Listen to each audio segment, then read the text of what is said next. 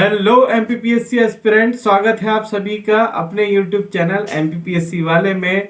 So without wasting any time let's jump into the topic. Indian independence act 1947 पढ़ने के बाद जो important topic हमारे सामने आता है वो है कॉन्स्टिट्यूएंट असेंबली का, यानी संविधान सभा का। तो पहले हम पढ़ेंगे कि कैसे भारत में संविधान सभा की डिमांड हुई, मांग हुई। उसके बाद हम उसके कुछ इम्पोर्टेंट फीचर्स के बारे में जानेंगे। It was in 1934 the idea of a constituent assembly for India was put forward for the first time by M.N. Roy। Bharat में संविधान सभा की मांग सबसे पहले 1934 में M.N. रॉय जी द्वारा की गई। तो ये पॉइंट याद रखने वाला पॉइंट है, पेपर में भी आ सकता है, तो प्लीज़ इसे अच्छे से पढ़िएगा कि भारत में सबसे पहले संविधान सभा की मांग करने वाले जो व्यक्ति थे वो थे M.N. रॉय, और इन्होंने 1934 में ये डिमांड रखी थी।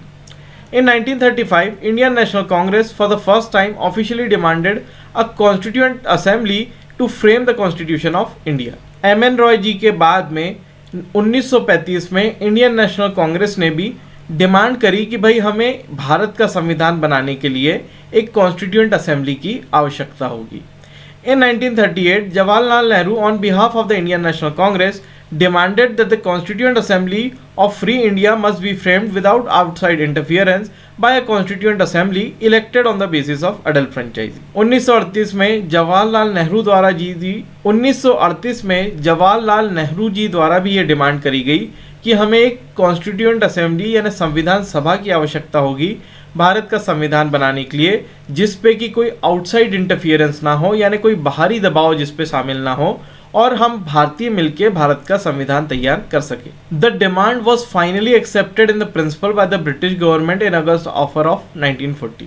और भारतीय लोगों की जो संविधान सभा को बनाने की जो लगातार डिमांड हो रही थी, इस डिमांड को सैद्धांतिक रूप से अगस्त ऑफर ऑफ 1940 में स्वीकार कर लिया जाता है। Finally, the cabinet mission came in 1946, accepted the demand of Indians for the creation of a constituent assembly for India। और जब भारत में कैबिनेट मिशन आया 1946 में, उसके तहत भारत को ये परमिशन दे दी गई कि आप लोग अपने देश के संविधान को निर्माण करने के लिए कॉन्स्टिट्यूएंट असेंबली यानी संविधान सभा बना सकते हैं। अब हम पढ़ेंगे इसके कुछ important features. The constituent assembly was constituted in November 1946। Bharat में संविधान सभा की स्थापना 1946 में होती है, और ये बात याद रखने वाली है, प्री में भी आ सकती है, और अगर आप इसे मेंस में भी यूज़ करेंगे तो आपके लिए काफ़ी यूजफुल होगा। The total strength of the constituent assembly was to be 389।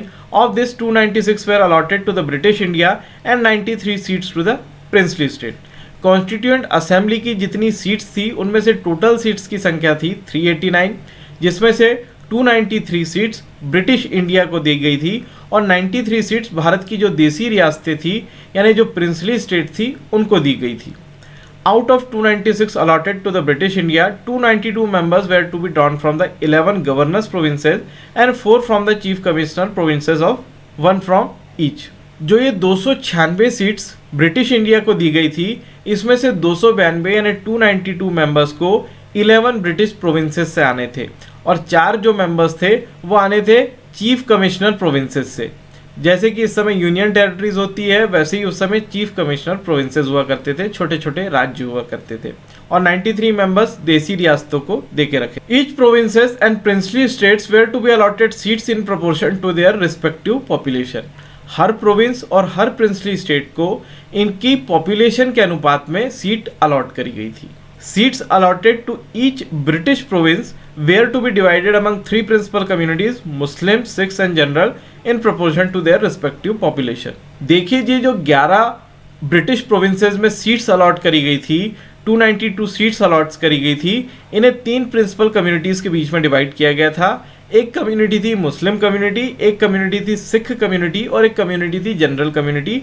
यानी इन 3 कम्युनिटीज से 292 मेंबर्स को लिया जाना था। The representative of each community were to be elected by the member of that community in the provincial legislative assembly. और जो member in 3 communities से चुने जाने थे, ये इनडायरेक्ट मेथड से चुने जाने थे।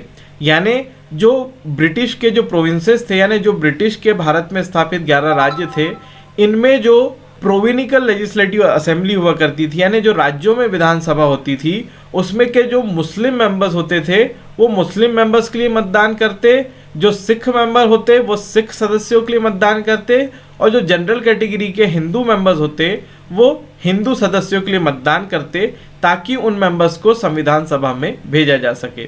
तो एक तरह की जो इनडायरेक्ट मेथड से आज के समय राष्ट्रपति और उपराष्ट्रपति का चुनाव होता है, उसी तरह की मेथड से इस तरह का चुनाव संपन्न करवाया गया संविधान सभा का। The representatives of the princely states were to be nominated by the head of the princely state. और देशी रियासतों से जिन लोगों को प्रतिनिधित्व करने संविधान सभा में आना था, उसे उन स्टेट्स के जो प्रिंसली स्टेट्स के हेड हुआ करते थे वो लोग भेजा करते थे।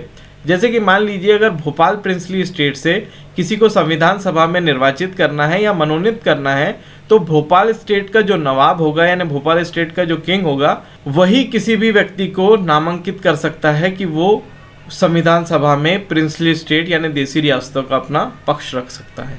अगर आपको हमारा YouTube चैनल अच्छा लगता है तो प्लीज़ इसे लाइक कीजिए, शेयर कीजिए, सब्सक्राइब कीजिए और बेल आइकन को प्रेस करना ना भूलिए, जिससे आपको रीसेंट वीडियोस की नोटिफिकेशन मिलती रहे। Thanks for watching.